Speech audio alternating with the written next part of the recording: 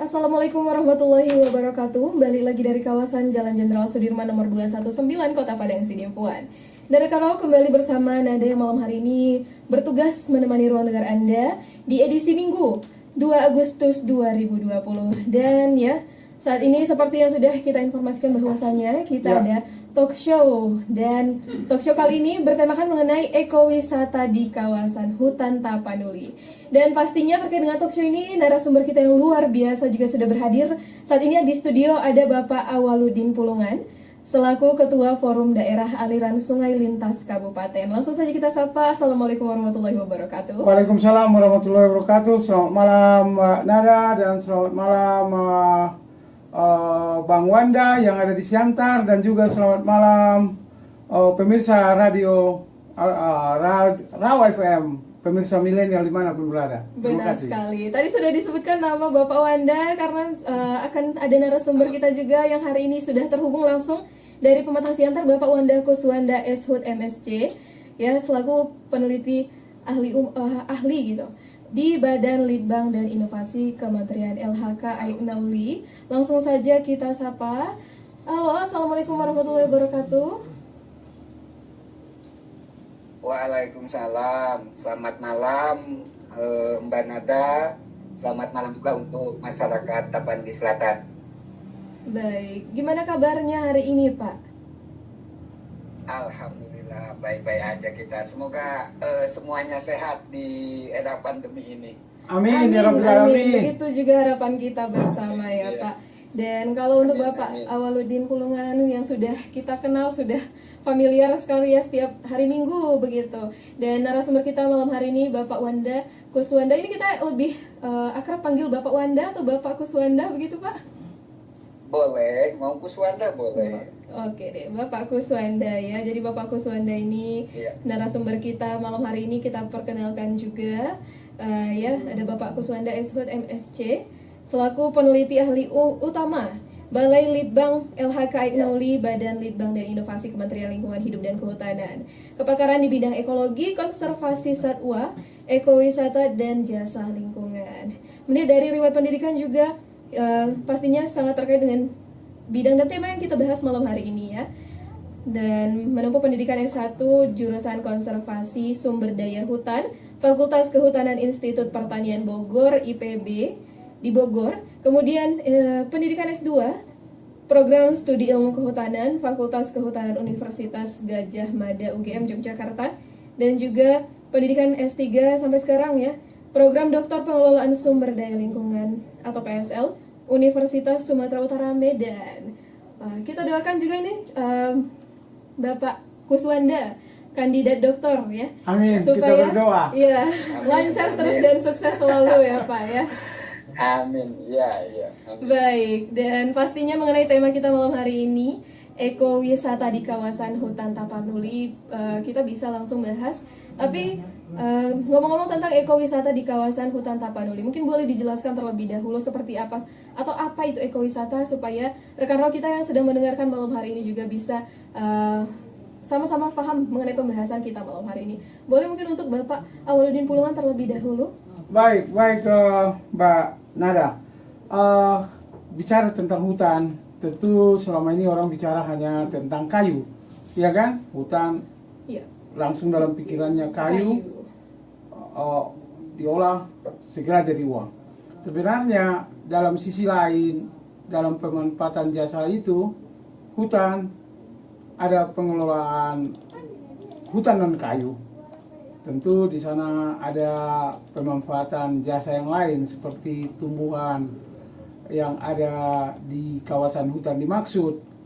Ada aren, ada tumbuhan lainnya, ada bumbu masak seperti andaliman, itu adalah ada rotan, itu hasil hutan non kayu. Tapi jauh di balik itu ada pemanfaatan jasa wisata, ecotourism. Tentu ini adalah kegiatan yang pilihan minat wisata. Kawasan kita ini melimpah kecantikan dan keindahan alam itu, mulai dari pesona alam, tentang air, satwa, flora dan fauna di dalamnya.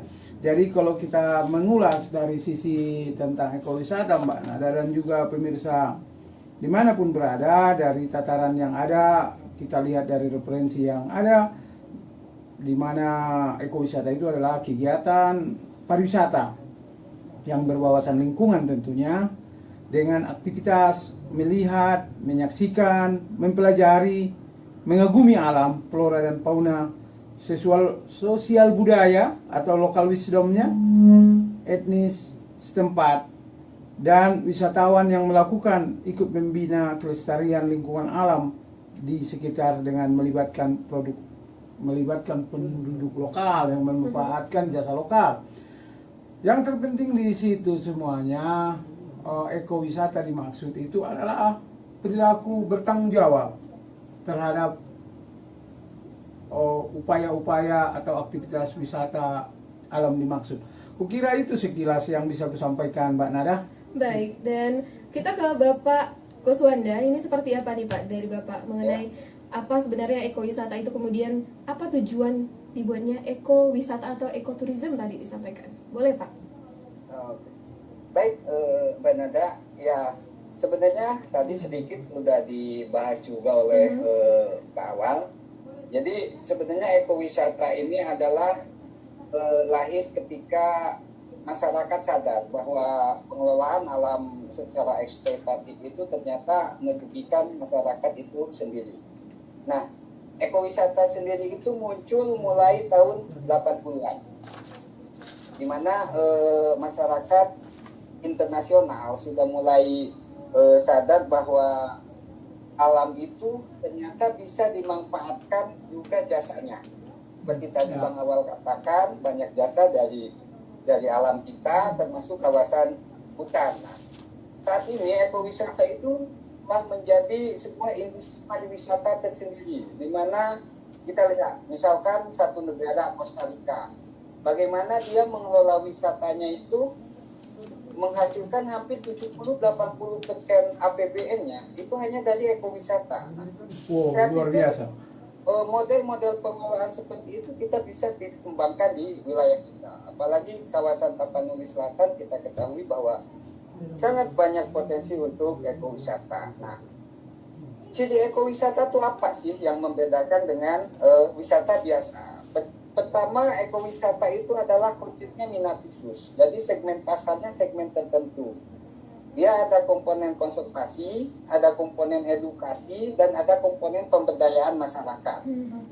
Ketika 3 komponen itu ada, maka itu disebut ekowisata. Nah, tujuannya untuk apa? Pertama adalah bagaimana mengkonservasi lingkungan. Lingkungan dalam konteks ini misalkan hutan di kawasan Tangsel.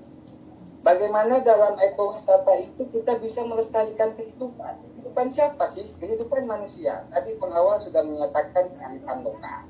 Bagaimana kearifan lokal di daerah itu bisa berkembang, bisa dikenal, dan itu bisa dikembangkan melalui ekowisata. Sehingga pada akhirnya apa? Kunci tujuannya adalah meningkatkan kesejahteraan penduduk, serta menjaga budaya lokal yang ada di situ. Artinya yang mengenal budaya lokal masyarakat melalui ekowisata mungkin akan dikenal di Amerika, akan dikenal di Eropa, dan ini adalah satu prospek yang sangat penting untuk kita kembangkan saat ini, di mana kita melalui ekowisata bisa memberikan semacam pendidikan, interpretasi lingkungan pada masyarakat, bahwa ternyata alam itu menghasilkan jasa nilai ekonomi yang lebih luas secara tidak langsung, tanpa harus seperti tadi mengeksploitasi hanya kayu, hasil hutan bukan kayu yang kalau kita hati-hati ya seperti kita alami sekarang, bencana di mana-mana. Nah, mungkin seperti itu Mbak Nada. Baik.